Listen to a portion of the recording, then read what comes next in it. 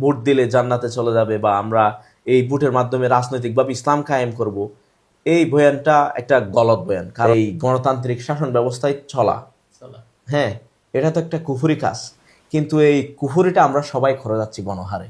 আমাদের ভাইয়েরা চাঁদাবাজির টাকা দিয়ে কুরবানি করাকে জায়েজ মনে করে থাকবে, মাহফুজা নাম, মতিউর রহমান এরকম নাম থাকবে, কিন্তু তারা প্রথম আলো, ডেইলি স্টারের মতো পত্রিকাকে তারা পরিচালনা করবে। বিন হাদি ভাইকে আমরা স্মরণ করতে পারি। উনাকে দমিয়ে দেওয়ার পিছনে হচ্ছে কলকাতার যে একটা কালচারাল ইন্ডাস্ট্রি আছে, এটার সবচেয়ে বড় হাত আছে আমি মনে করি। আপনি যখন ইউরোপিয়ানদের বারে খেলতে যাবেন, তখন আপনাকে ওদের নিয়মই ফলো করতে হবে। আপনি যদি বিতা না হতো, শরীফ ওসমান হাদি কিভাবে রোডের মধ্যে দিনে দুপুরে হত্যা হয়? থেকে জানতে চাইবো সেটা হলো, আমরা এভাবে আসতে দিলে মুসলিমদের ঐতিহ্য, ইতিহাস সবগুলো হারিয়ে ফেলতেছি। তো এক্ষেত্রে আপনি কি মনে করেন আমাদের কোন জায়গায় দুর্বলতাগুলো কাজ করে? আসলে আমাদের ধর্মীয় প্রতীকগুলো আস্তে আস্তে ধ্বংস হয়ে যাচ্ছে। আমাদের ক্ষমতা ছিল, আমরা মুসলিমরা ছিলাম একটি শক্তিশালী দল, ঐতিহ্যময়, কিন্তু আমরা আস্তে ধীরে আমাদের ঐতিহ্য হারিয়ে ফেলতেছি, নিজেদের পরিচয়হীনতায় ভুগতেছি। এটার কারণটা কি একটু? আপনার ধন্যবাদ সকলকে, পানোয়া নিউজের সকল দর্শক শ্রোতা ভাই বোন সবাইকে ধন্যবাদ। আপনার প্রশ্নের মূল সামারি হচ্ছে আইডেন্টিটি ক্রাইসিস। আমাদের মুসলিমদের পুরো আমাদের বাংলাদেশ বা ভারতে নয়, শুধু পুরো বিশ্বে একটা আইডেন্টিটি ক্রাইসিস চলমান আছে। এটা মূলত আমাদের গোড়ার একটা সমস্যা, একটা গোড়ার গলত বলা যেতে পারে। আপনাদের মূল যে চমৎকার আলোচনাগুলো আমি শুনছিলাম, এখানে ডিভাইড অ্যান্ড রোলের একটা কথা উঠে এসেছে, হিন্দু মুসলিম ডিভাইড করা। পাশাপাশি আর একটা চমৎকার বিষয়, এটা হচ্ছে ওই এডওয়ার্ড সাইড একজন লেখক আছেন, নোবেল বিজয়ী লেখক। এডওয়ার্ড সাইদের একটা সারাংশ আমি কোট করছি এখানে। আপনি পৃথিবীকে বন্দুকের নল দিয়ে যদিও বা স্বাধীন করতে পারবেন, আপনার আন্ডারে নিয়ে আসতে পারবেন, কিন্তু ওই জায়গা আপনার শাসন করতে হলে আপনার কি লাগবে? কালচারাল ওয়ার লাগবে। আপনার হাতের মুঠোয় আসা জায়গাটা আপনি যতক্ষণ পর্যন্ত কালচারালি অ্যাক্টিভ হবেন না, পাওয়ারফুল হবেন না, ইনফ্লুয়েন্স হবেন না, ততক্ষণ পর্যন্ত আপনার হাতের মুঠোয় রাখতে পারবেন না। এখন মুসলমানদের অবস্থা হচ্ছে, পৃথিবীতে খ্রিস্টানদের, ইহুদিদের অনেকগুলো ইন্ডাস্ট্রিজ আছে, এদের একটা নিজস্ব কমিউনিটি স্ট্যান্ডার্ড আছে। এরা অনেকগুলো ফিল্ম ইন্ডাস্ট্রি, হলিউড, বলিউডের নাম দিয়ে তৈরি করেছে। এখন মারাত্মকভাবে অনেকগুলো ফুটবল টিম আছে, ফুটবল ক্লাব আছে, এগুলোর মাধ্যমে এদের সংস্কৃতি মারাত্মকভাবে চর্চা করতেছে। এখন আমরা টিভির পর্দা, মোবাইলের স্ক্রিন, এগুলোর থেকে চোখ সরালেও এদের নিউজ আমাদের কান পর্যন্ত পৌঁছে যাচ্ছে। এটা হচ্ছে কালচারাল ওয়ারের সবচেয়ে জঘন্যতম একটা পয়েন্ট। আমি না চাইলেও আমাকে ক্রিস্টিয়ানো রোনালদোর নাম মুখস্থ করিয়ে দেওয়া হচ্ছে, হ্যাঁ, পেলের নাম মুখস্থ করে দেওয়া হচ্ছে, কিন্তু আমি চাইলেও টিভির পর্দায় খালেদ বিন ওয়ালিদকে খুঁজে পাচ্ছি না। আমি চাইলেও ওই হাদিসটা যেন আমাদের বাস্তব মুখে, এক ব্যক্তি সকালে ঈমান নিয়ে বিকালে বা সন্ধ্যায় উনি ঈমান হারা হয়ে যায়। ইয়েস, এখানে ওই আইডেন্টিটি ক্রাইসিসের জায়গাটা হচ্ছে এই European culture plus pagan culture, হিন্দুদের, ভারতবর্ষের, এদের নষ্ট কালচারগুলো আমি বলি যেগুলো ডাস্টবিনের পরিত্যক্ত মাল, কিন্তু ডাস্টবিনের পরিত্যক্ত মাল হলেও, আবর্জনা হলেও, এই আবর্জনাগুলোকে এরা খুব ভালোভাবে মার্কেটিং করছে, যার কারণে আমাদের কাছে খুব ভালো মাল থাকার পরেও আমরা এটাকে মার্কেটিং ভালোভাবে করতে পারতেছি না, বিদায় আমরা এটা সবচেয়ে বড় প্রবলেম আমাদের। এটার কারণে আমরা পিছিয়ে আছি। ওই এডওয়ার্ড সাইদের কথা, আমরা যদিও বা বন্দুকের নল দিয়ে কোনো রাষ্ট্র আমরা পেয়েও যাই, কিন্তু এটাকে আমাদের শাসন করার জন্য কি করতে হবে? কালচারালি অ্যাক্টিভ হতে হবে। মহিউদ্দিন ভাই, এক্ষেত্রে আরেকটা জিনিস, সেটা হলো আমরা মুসলিমরা সবসময় কিন্তু পূর্ব দিক দিয়ে আমাদের দিকে তাকাইলে আমরা শক্তিশালী ছিলাম, কিন্তু এখন আমরা রাজনৈতিক ক্ষমতার ক্ষেত্রে আমরা একেবারে পিছিয়ে আছি। এক্ষেত্রে আপনি রাজনৈতিক ব্যাখ্যাটা কিভাবে দিবেন? রাজনৈতিক আমাদের বিশেষ করে এটা হলো বর্তমান পুরো ওয়ার্ল্ডে মুসলমানদের কোনো রাজকীয় কোনো শাসন ব্যবস্থা নাই, শুধুমাত্র আফগানিস্তান ছাড়া।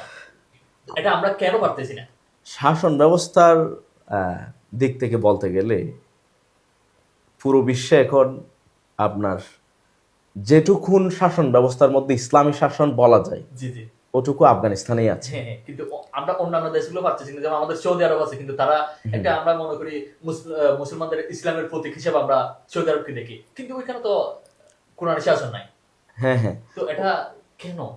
সৌদি আরব বিশেষ করে মিডল ইস্টের কান্ট্রিগুলো, এই যে দেখেন আমি কোন যে কথা বলতেছি মিডল ইস্ট, হ্যাঁ হ্যাঁ, এই মিডল ইস্ট শব্দটাও হচ্ছে কি এই পশ্চিমাদের বলে দেওয়া পশ্চিমাদের, শব্দ, হ্যাঁ। পশ্চিমা বিজ্ঞানীদের, এটা একটা মানে বুদ্ধিভিত্তিক একটা শব্দ জি, জি। Middle east. এরা গত কিছুদিন আগে টিআরটি ওয়ার্ল্ড একটা রিপোর্ট করেছে, তুরস্ক ভিত্তিক গণমাধ্যম। এরা বলেছে যে মিডল ইস্ট এই শব্দটা হচ্ছে আপনার এই ক্যাপিটালিস্টদের দ্বারা নিয়ন্ত্রিত একটা শব্দ। জি। ওনারা পুঁজিবাদী যারা আছে ইউরোপিয়ান কালচারের, ওনারাই এই মিডল ইস্ট শব্দটার কি অভিভাবক।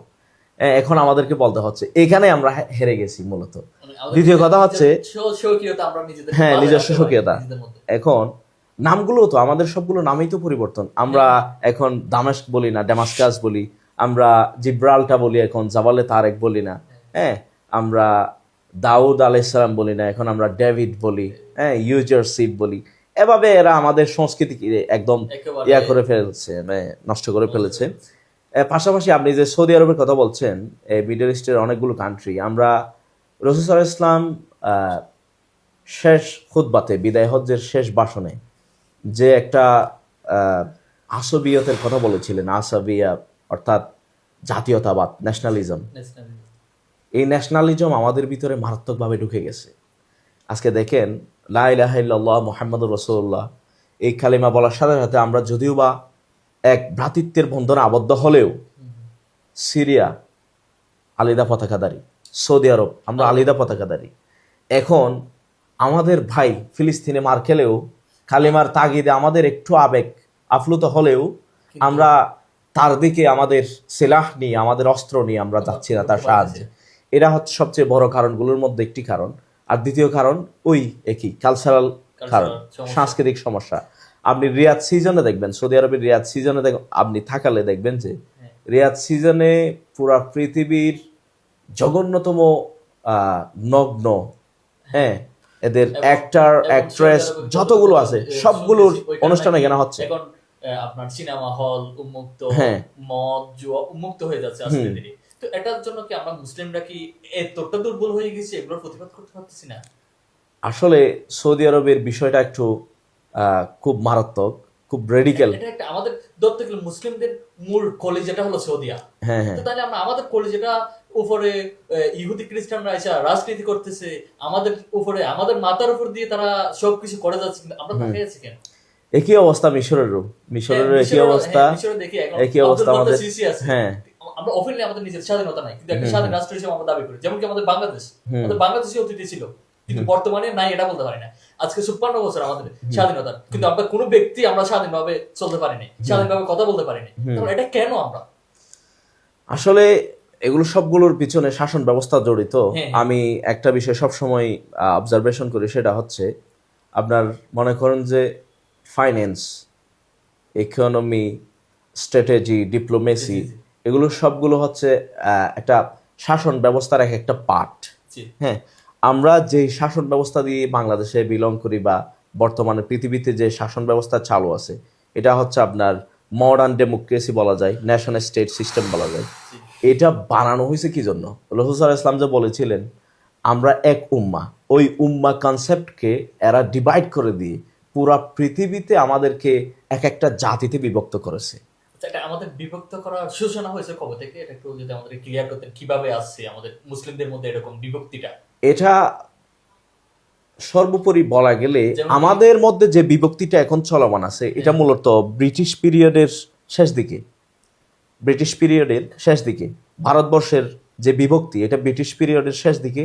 এবং এর আগে বলতে গেলে আপনার সেকেন্ড ওয়ার্ল্ড ওয়ারের পরে ব্রিটিশরা আপনার এক একটা পৃথিবীর এক একটা অংশ এটা নিজেদের ওই কালচারাল ওয়ারে নিয়ে নিয়েছে, বন্দুক দিয়ে শাসন করা থেকে এরা বিরত থেকেছে। যেমন আমাদের ভারতবর্ষ থেকে ব্রিটিশরা চলে গিয়েছে, কিন্তু এমন কিছু মাথা তৈরি করে দিয়েছে যারা আপনার মুসলিমের নাম থাকবে, মাহফুজা নাম, মতিউর রহমান এরকম নাম থাকবে, কিন্তু তারা প্রথম আলো, ডেইলি স্টারের মতো পত্রিকাকে তারা পরিচালনা করবে, যার পত্রিকার সব ধরনের বয়ান হবে যা আপনার মুসলিমদের বিরুদ্ধে।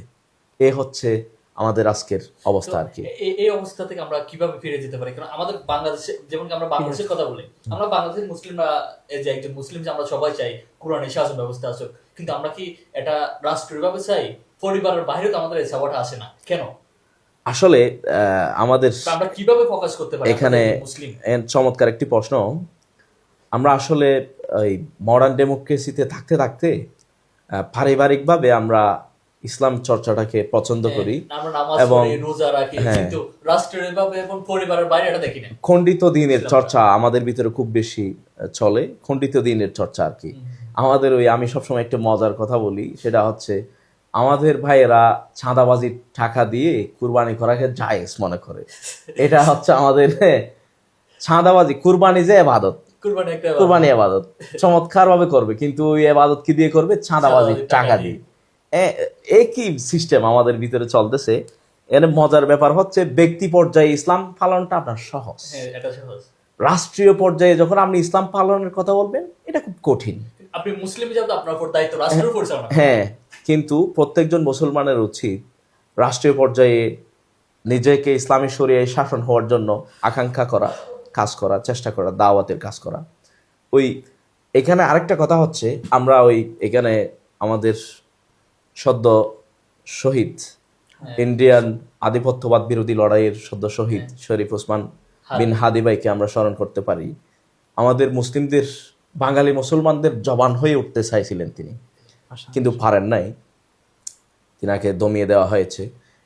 উনাকে দমিয়ে দেওয়ার পিছনে হচ্ছে কলকাতার যে একটা কালচারাল ইন্ডাস্ট্রি আছে, এটার সবচেয়ে বড় হাত আছে আমি মনে করি। কারণ উনি চেয়েছিলেন বাংলাদেশের মুসলমানদের, মানে বাঙালি মুসলমানদের নিজস্ব একটা সাংস্কৃতিক জবান তৈরি হোক। ওই জবানকে খাড়া দমিয়ে দিতে চায়। যাদের সাংস্কৃতিক জমিদারি বন্ধ হয়ে যাবে, উসমান হাদি থাকলে যাদের সাংস্কৃতিক জমিদারি বন্ধ হয়ে যাবে, সেই তারাই উসমান হাদিকে কি দমিয়ে দিতে চায়। এটা হচ্ছে একটা পয়েন্ট। আপনি বলছেন যে আমরা কিভাবে করতে পারি, এর মধ্যে সবচেয়ে বড় কারণ হচ্ছে মুসলমানদের কালচারালি খুব বেশি অ্যাক্টিভ হতে হবে। আমাদের চিন্তা, দর্শন, আমাদের আবেগ, আমাদের ভালোবাসা, এগুলো মুসলিমদের যে একটা কালচারাল ফ্রেমওয়ার্ক আছে। হ্যাঁ হ্যাঁ, এখন আমাদের বাংলাদেশের দিকে তাকালে আমাদের বাংলাদেশে অনেক ইসলামিক দল দেখা যায়, কিন্তু আদৌ কি তারা ইসলাম চর্চা করে? ওটার নামই ইসলাম, কিন্তু আমার দেখাই, বা আপনারা কিভাবে দেখেন আমি জানি না, আমার দেখে কোন ইসলামিক দলকে আমি ইসলামিক দল বলতে পারি না। ওরা নামে ব্যবহার করে, কিন্তু কাজে ওদের কোনো কিছু নাই। আপনি ওরা শাসন ব্যবস্থা চাই ইসলাম, কিন্তু খেলাফত ব্যবস্থা চাই না। ওরা আপনার মানে ব্যক্তি কেন্দ্রিক ইসলাম চাই। যদি ওরা, আমি যতটুকু দেখছি ইসলামিক দল নামে আছে, কিন্তু ওরা ওদের উপর দিকে যারা আছে কাফের বা ইহুদি নাসরা, কিন্তু একজন মুমিনের কখনো তো লিডার ইহুদি নাসরা হতে পারে না, বা বেদরমি হতে পারে না, কিন্তু তারা এরকমই বসে রাখছে, কিন্তু তারা চাই ইসলামিক নাম দিয়ে ব্যবহার করতেছে। এটা কি আদৌ কি সম্ভব এদের মাধ্যমে ইসলাম আসা? আসলে আমরা বাংলাদেশে সবাই একটা প্র্যাগম্যাটিজমের কথা বলে আর কি, হিকমার কথা বলে রাজনীতিতে। দেওবন্দের যারা, আমরা তো ভারতবর্ষে সবাই দেওবন্দিদের ইসলামিক স্কলার যারা আছে তাদের ফিকা ফলো করি। গণতান্ত্রিক যে সিস্টেম, যে রাজনীতি আমাদের দেশে বা ভারতবর্ষে প্রচলিত আছে, এটার পিছনে আমাদের ভারতবর্ষের উলামায়ে কেরাম, সাইদ আহমদ পালনপুরি রাহিমাহুল্লাহ সহ বড় বড় অনেক উলামায়ে কেরামের ফতোয়া হচ্ছে, দেওবন্দের সামগ্রিক উলামায়ে কেরাম সহ আরবেরও অনেক বড় বড় উলামায়ে কেরামের ফতোয়া হচ্ছে ডেমোক্রেসি ইটসেলফ হারাম, ডেমোক্রেসি ইটসেলফ হারাম। তবে মুফতি তকি উসমানী সাহেব সহ বিজ্ঞ কিছু আলেমগণ বলেছেন, ডেমোক্রেসির যে ডেমোক্রেটিক একটা ফর্ম আছে, ভোটের যে ফর্ম আছে, এটাকে আপনি একটা টুল হিসেবে নিতে পারেন, টুল হিসেবে ক্ষমতায় যাওয়ার একটা টুল হিসেবে আপনি নিতে পারেন।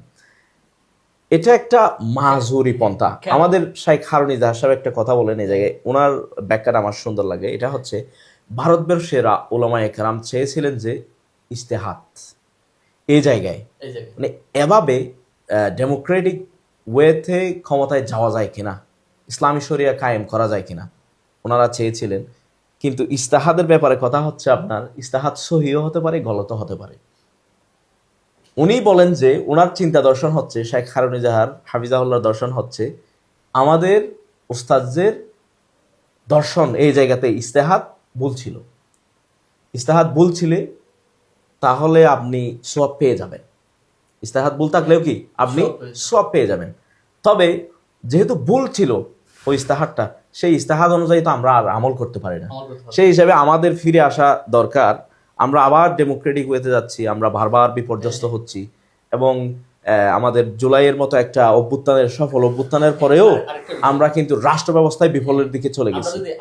যদি আমরা খেলাফত চাইতাম বা ইসলামিক শাসন ব্যবস্থা চাইতাম, তাহলে আমরা বাঙালি মুসলিমরা তাহলে বড় একটা সুযোগ খারাপ হয়ে গেলাম না। আমাদের 11 দিন বা 15 দিন আমাদের কোনো সরকারই ছিল না বাংলাদেশে, তাহলে আমরা তো ওই সময় আমরা খেলাফতটা কায়েম করতে পারতাম। কিন্তু আদৌ কি আমরা প্রকৃতপক্ষে খেলাফত চাইছি? এটার জন্য একটা আছে, প্রশ্নের উত্তর আছে। এটা হচ্ছে খুব চমৎকার। এটা হচ্ছে আপনার প্রধানমন্ত্রী ফেসিস্ট শেখ হাসিনা যে চলে যাবেন বা ওনার বিরুদ্ধে যে এত বড় একটা গণ আন্দোলন গড়ে উঠবে, এটা আমরা কেউ আদৌ জানতাম না। এটা একটা আপেক্ষিক বিষয় ছিল, কিন্তু আল্লাহ পাক আল্লাহ পাক রব্বুল আলামিন এটাকে এমন ভাবে তৈরি করলেন যে মানে একটা অনাকাঙ্ক্ষিত বিষয়কে আমাদের মধ্যে ঘটিয়ে দেখালেন। তেমনি ভাবে ইসলাম আমরা প্র্যাকটিস করি ব্যক্তি পর্যায়ে, রাষ্ট্র পর্যায়ে ইসলাম প্র্যাকটিসের যে বিষয়টা, ইসলাম শরিয়া কায়েম করার যে বিষয়টা, সেটা আমাদেরকে সবাইকে চাইতেও হবে সেভাবে। হ্যাঁ, আমাদেরকে চাওয়ার সাথে সাথে দাওয়াতি কার্যক্রম পরিচালনা করতে হবে। হয়তো এটাও আপেক্ষিক বিষয়, হয়তো আল্লাহ পাক রব্বুল আলামিন আমাদের আশানুরূপ যে বিষয় আছে, মনে করেন আমরা আগামী 10 বা 12 বছরে দেখতেছি ইসলামিক শরিয়া কায়েম হবে বাংলাদেশে, খিলাফা ইমারা কায়েম হবে।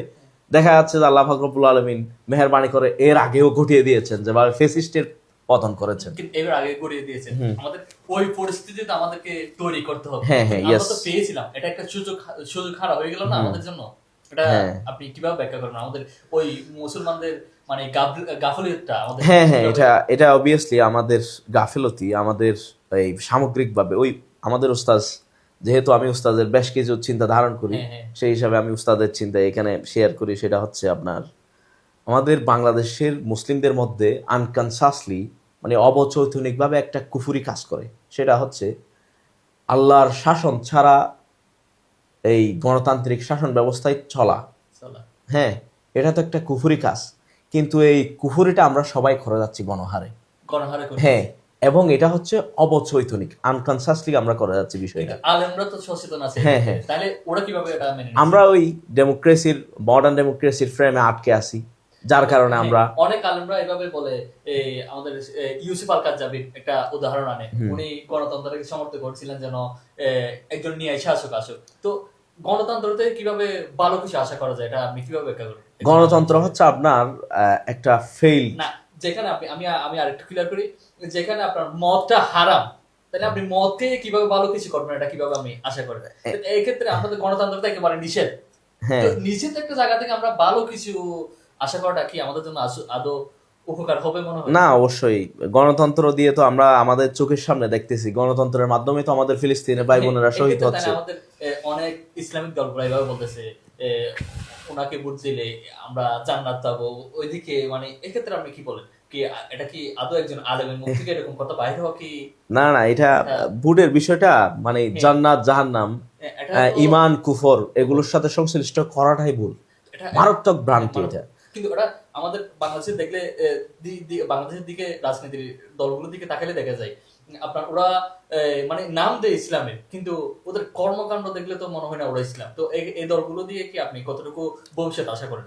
ইটসেলফ বাংলাদেশের যে দলগুলো আছে, রাজনৈতিক দল, ইসলামিক দল যেগুলো আছে, এরা ইসলাম কায়েমের যে রাজনীতি আছে সেই ওয়েতে এরা যাচ্ছে না।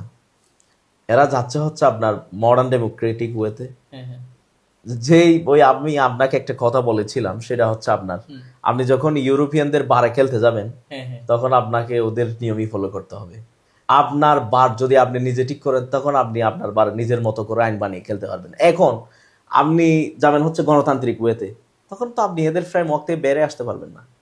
এদের ফ্রেমে আপনাকে খেলতে হবে। এরা গুল বললে গুল, গুল না বললে গুল না, একই সিস্টেম। ইসলাম যত ইসলামের নাম দিয়ে হোক, আপনার মিশর দেখেন, তিউনিসিয়া দেখেন, আলজেরিয়া, সব জায়গাতে এই ডেমোক্রেটিক ফর্মে যাওয়ার চিন্তা করেছে ইসলামের লিডাররা, পরে কলাপস করেছে। রাষ্ট্র সফলভাবে এরা চালাতে পারেনি, কারণ একটা রাষ্ট্রের একটা বিধান থাকে, একটা সংবিধান আছে, মানে আন্তর্জাতিক কিছু অর্থনৈতিক বিষয় থাকে, মানে অনেক লেনদেনের ক্ষেত্রে থাকে। এটা তো সম্ভব না গণতান্ত্রিক বিধানে গিয়ে ইসলামিক কায়েম করা। কিন্তু তাহলে আমরা এটা বাংলার নিরহ মুসলিম হৃদয়ে একটা আঘাত দিতেছি না, ওদের সাথে প্রতারণা করতেছি না যে আমরা ওইখানে গিয়ে ইসলাম কায়েম করবো এরকম বলে? ইসলাম কায়েমের বিষয়টা যে ওনারা রাজনৈতিকভাবে বলতেছেন, এটা একটা পলিটিক্যাল টুল বলা যেতে পারে, রাজনৈতিক বয়ান বলা যেতে পারে। কিন্তু ভোট দিলে জান্নাতে চলে যাবে বা আমরা এই ভোটের মাধ্যমে রাজনৈতিকভাবে ইসলাম কায়েম করব, এই বয়ানটা একটা গলত বয়ান। কারণ এর মাধ্যমে আমরা কোনো জায়গাতে, কোনো পৃথিবীর 1 ইঞ্চি জায়গাতেও যে ইসলাম কায়েম হয়েছে আমরা দেখতেছি না। সুতরাং ইসলাম যেখানে কায়েম হয়েছে আফগানিস্তানে, আমাদের সামনে নজরানা পৃথিবীতে যতটুকুন ইসলাম আছে আফগানিস্তানে মোটামুটি ইসলামী শরিয়া বিচার ব্যবস্থা, ইসলামিক ফাইন্যান্স যতটুকু চর্চা হচ্ছে আফগানিস্তানে হচ্ছে। আফগানিস্তানে একটা মজার বিষয় হচ্ছে কনজারভেটিভলি তারা সোসাইটিতে, তারা কমিউনিটিতে ইসলামটাকে ফলো করে অ্যাডাপ্ট করছে। আপনি বলতে চাচ্ছেন কি বাংলাদেশে ইসলাম আসতে হলে আফগানিস্তানের মতো দেশকে ভাঙতে হবে আগে? মানে দেশকে ভাঙতে বলতে আগে হচ্ছে আপনার মানুষের মধ্যে একটা কনজারভেটিভ একটা মাইন্ড তৈরি হতে হবে। মানুষ যদি আপনার আফগানিস্তানের মতো না, ইসলামী শরিয়াটাকে যদি না চায়, আপনি যদি মানুষের মাথায় এটা ঢুকিয়ে দিতে না পারেন যে শরীফ ওসমান হাদির বিচারটা এই গণতন্ত্র না থেকে যদি আজকে ইসলামী শরিয়া থাকতো এতদিনে হয়ে যেত।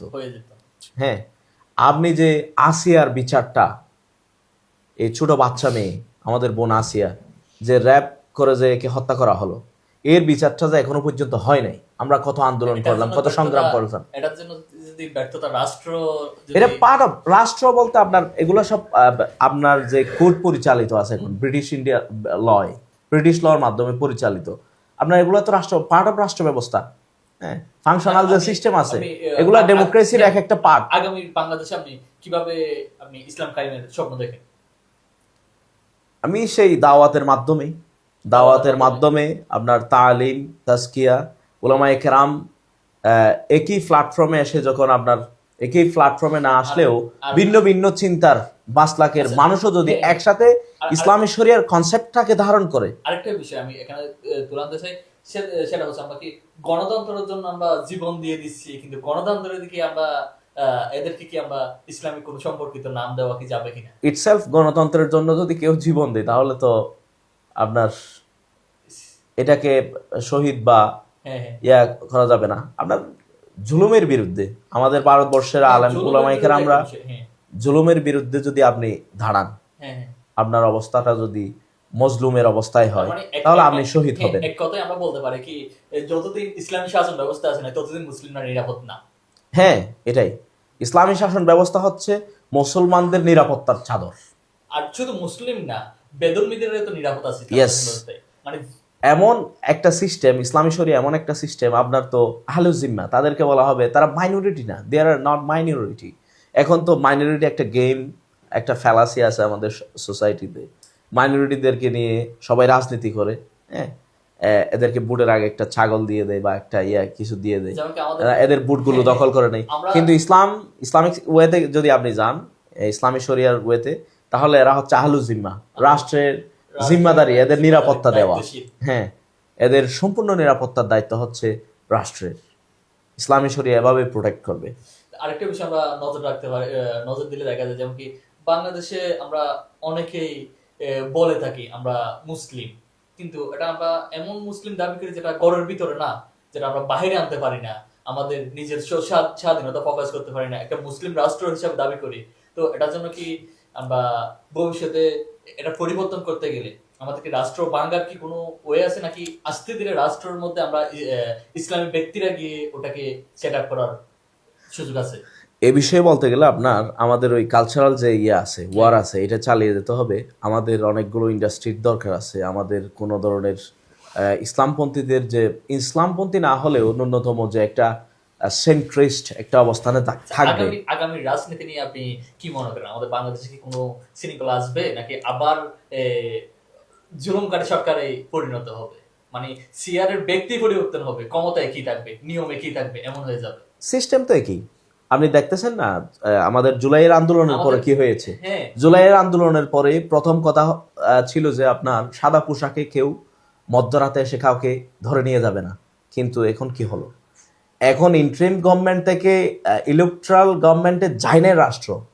এখন হচ্ছে আপনার বিক্রমপুরীকে আমাদের বিশ্ববরণ্য লেখক আরব থেকে যার বই ছেপে এসেছে হ্যাঁ। আইনুল হক কাজেমি সাহেব, ওনার সম্পাদিত অনেক কিতাবাদি আরব থেকে চেপেছে। তার মানে তো আমরা- এরকম বরেণ্য একজন মহাদ্দিস, ওনাকে হাদিসের দরজ থেকে উঠিয়ে নিয়ে আসা হয়েছে সাদা পোশাকে। তার মানে তো আমরা বাংলাদেশকে একটা স্বাধীন রাষ্ট্র হিসেবে বলতে পারি না। না এটা আপনার আমাদের 71-এর রক্তগুলো কি বিতা চলে গেছে? যদি- 24-এর রক্তগুলো কি বিতাই চলে গেল? বিথাই তো, আপনি যদি বিতা না হতো শরীফ ওসমান হাদি কিভাবে রোডের মধ্যে দিনে দুপুরে হত্যা হয়? আপনি কি আদৌ স্বাধীন আছেন? এটা তো একটা স্বাধীন রাষ্ট্র দৃশ্য হতে পারে না। হ্যাঁ, এটা আপনি পরাধীনই।